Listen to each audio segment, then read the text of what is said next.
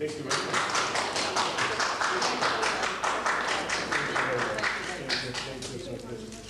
Good evening. Good evening.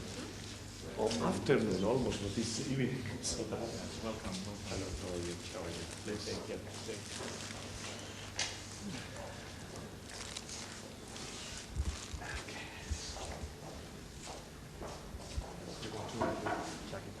No, it's fine. That's fine. We put the flowers on the table. Okay, yes. How was the flight? Very good. Oh, fine. The weather here is not so warm. No, they said yesterday was all right, no? Yes, yes, yes. They told me yesterday was about, no, near to zero, but today's 7 under zero. Yes, and tomorrow it's maybe warmer. Oh, maybe shade. It doesn't matter. It's dry, so that's good. You came from Vienna. Yeah, Did you yes, see the yes. great fire? I saw it here because Really? my apartment is across from there. So I wake up. I just arrived from Japan, and I wake up and I see it. I said, first I said, what a beautiful morning. I feel the red, you know, like the sun. Yes.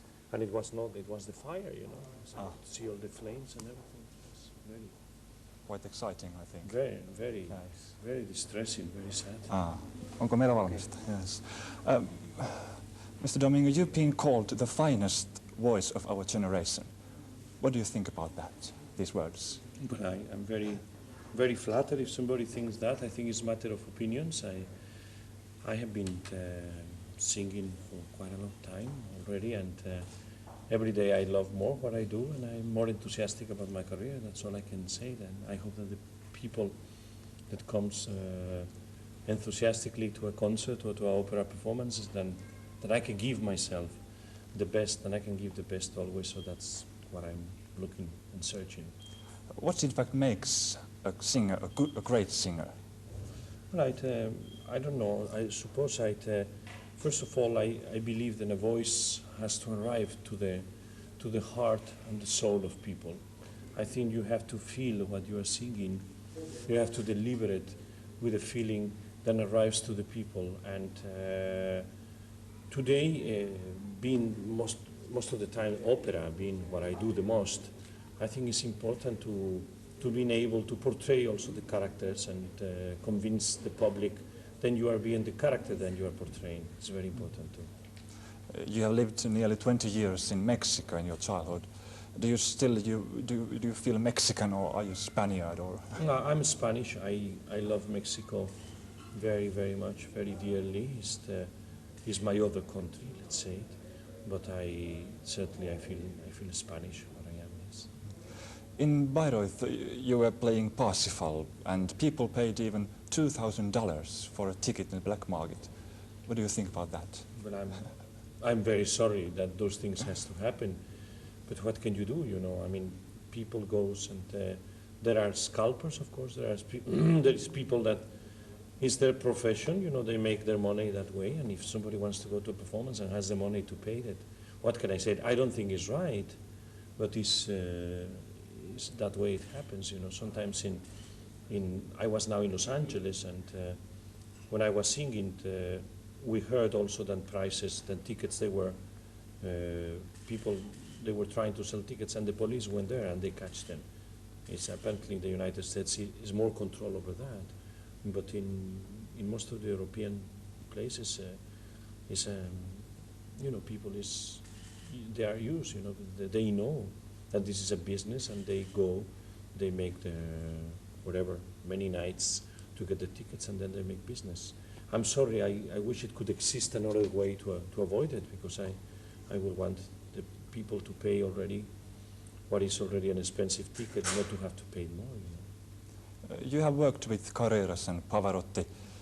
Are you all rivals, or friends, or both? I think it's both. You know, we are first of all friends, and being the three tenors, we know how difficult it is, and we have a greatest respect and admiration for each other. So we are friends. But on the other hand, I mean, I think that nobody in any kind of profession or any kind of art or sport settled to be number 4, number 5, number 6. I think everybody wants to be at the top And we tried for it, you know. So for some people, I could be number one. For some other people, Carreras could be, or Luciano could be. Or for other people, maybe somebody else is number one, and we could be number 10 or number, you know. So it's a matter of opinion, matter of taste. But I believe that, well, we have been working for many, many years to get into a certain position. And it's very difficult to maintain yourself in that position. And that's what it makes an artist and what it makes a singer of today.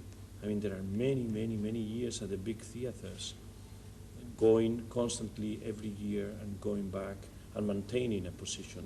That's difficult, and I'm proud to do that.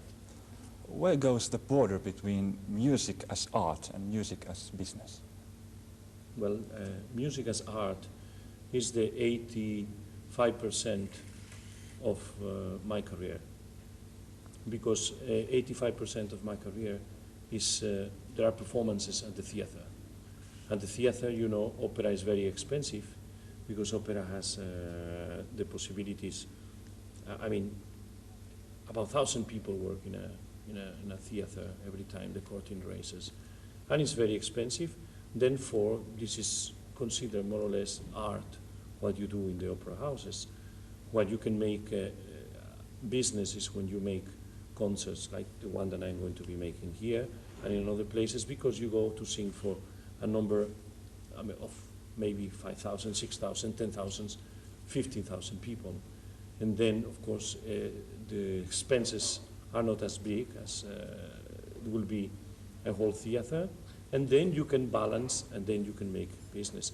But as I say, the most important thing for me is the opera career.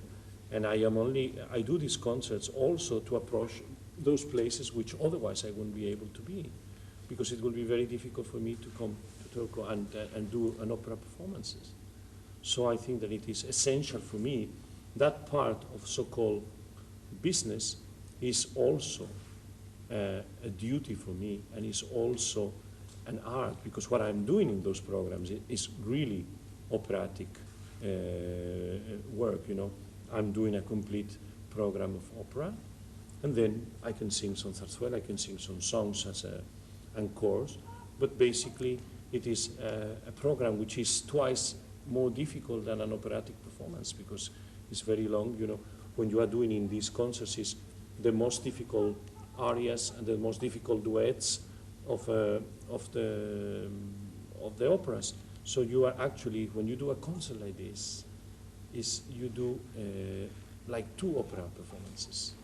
Well, that's true, yes. You were singing with some other great singers in the opening ceremony of the Olympic Games, but it was all playback. Isn't that kind of lying to the audience? Well, I don't consider that was kind of lying to the audience, because the television insists on that. You know, I hate to do it, yes, but it was so little what we did that it's all right. I will never do it in a place that people are really waiting for you. I think that the ceremony of the Olympics, it was just a small part of what was important there, what was the sports, you know, the presence of the sports. And in that moment, we were secondary. We were just being part of it. And the television insisted for the sound. It was not way that we can do it live. For me, it's a big disappointment, because I like to sing live, you know, and I don't accept that. But it was established months before we did the sound, because the television said that in the middle of the stadium, having the broadcast to millions and billions and billions of people around the world, they won't take the risk of the sound.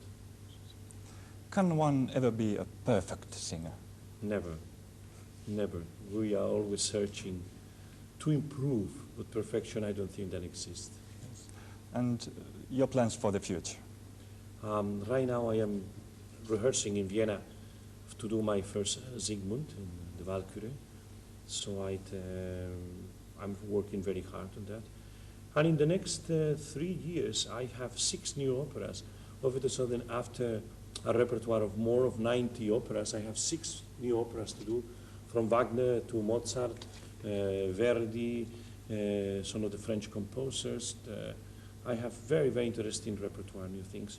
Of course, I come back to Bayreuth, this summer I will be celebrating then also my 25th anniversary at the Metropolitan Opera, and I will be doing, as I said, an average of 85% of my career concentrated in the opera theaters, and about 15% of the year in concerts. Yes. How about modern opera? Modern opera, unfortunately, they don't exist too many. I have done a couple of them, and they were written for me, and I will do it if something of quality will come, you know. So that's why you have the Culervo now, and we were doing it in Los Angeles. And I think it's a quality work, and you know, when there is good pieces, I think it's worth it to do it. Absolutely. Fine. But otherwise, the opera, I think it has enough repertoire to live.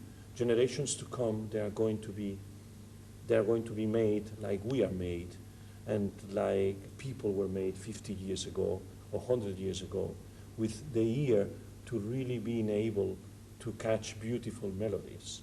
And whatever is not melodic, it cannot live long in the repertoire, you know.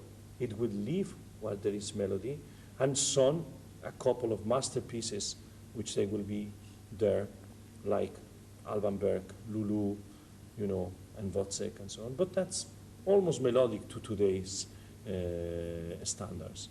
And I think as long as the human being is the same, there is some romanticism, and there is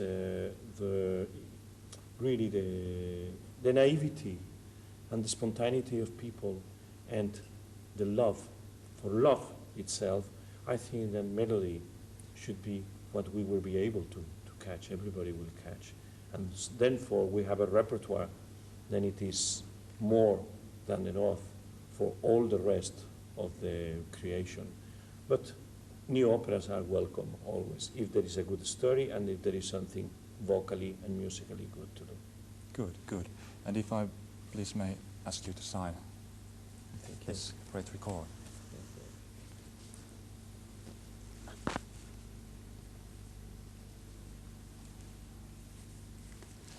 Thank you very Yes. And if you have a few minutes time to... Yes, I'm not going to waste your time as much as my colleague here, but Thank you very much. much. Thank you. You don't waste my time. It's fine.